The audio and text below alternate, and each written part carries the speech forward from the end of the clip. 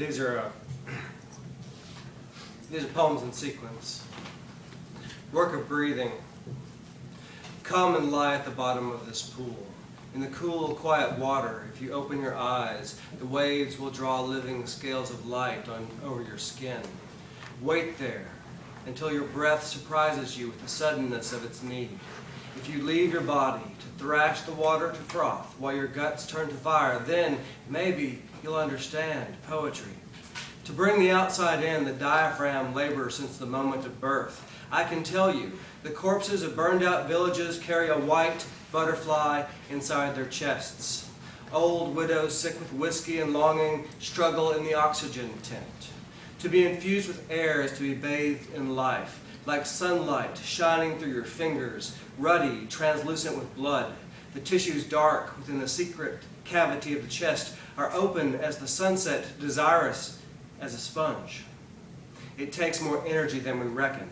Medicine names it the work of breathing.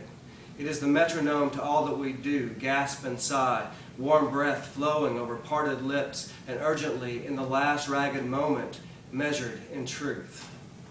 Yeah.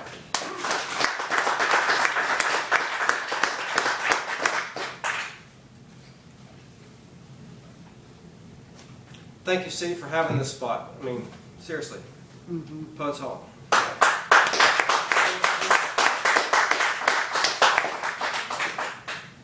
And naming among the best schools I've ever had. Work of breathing, the white butterfly.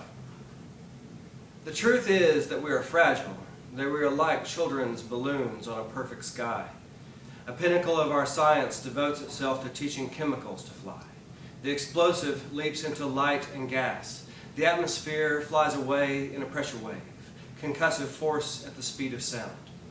It comes on like the angry breath from some ancient god, a shaking of the body, a sudden tsunami of blood rips through the tissues, the textbook's flat description, hydrostatic shock. Under human intelligence, the incoherent violence of chemicals becomes an extension of rage, holocausts and crusades, a helicopter rocket repaid with a car bomb or a backpack in an outdoor market or cafe. A girl lies in the street covered in dust. Heartbeat silent, she is carried by the medics. A doctor makes the pronouncement no voice can make for itself. The X-ray retrospective, a curiosity, a text to explain invisible wounds. The telltale sign of a crushed lung. A cloud on the film forms the image of wings. A white butterfly is the last beautiful thing.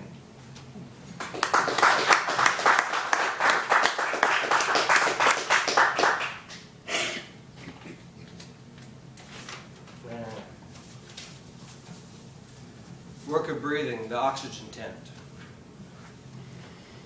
Consumed by this slow suicide we call breathing, autonomic intake of corrosive gas to feed mitochondria. Who should give a damn whether one more poison mixes in? A drink and a smoke makes the process more bearable, if not expedient. How long now without her husband? Mark the time.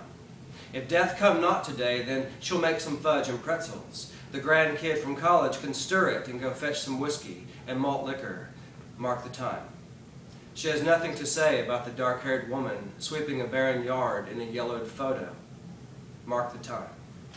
At Christmas, make the sweets remembered later by their dusty tins. Memorial days are marked by plastic flowers laying on the husband's early grave. Wounded veteran, the Pacific Island Theater provided malaria, but his heart did the rest. Plastic flowers and cold stones, alone with her oldest grandson, grimly she approves. It's about right, she says, there's nothing alive in a graveyard. Life is marking time. One slow breath follows another. The kids get used to what they know. A trip to the hospital is nothing. She'll come back home. Stupid hope, suspicion, custom robbed them of a good goodbye, and no, it wasn't a good death to watch when it came. But for them, the living, the medicine was lifted so a drowning woman might learn under the last terror to pray. Yeah.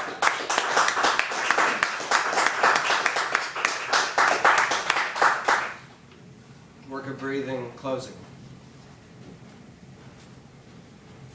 All that we are, solid seeming and sure of what is inside and outside the bone cage, quaking with breath.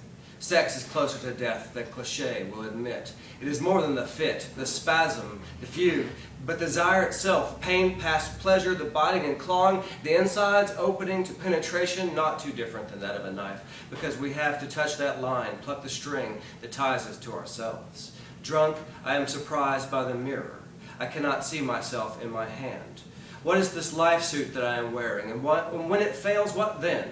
A billion cells, a handful of organs, one thin sack of skin, a scaffold of bone.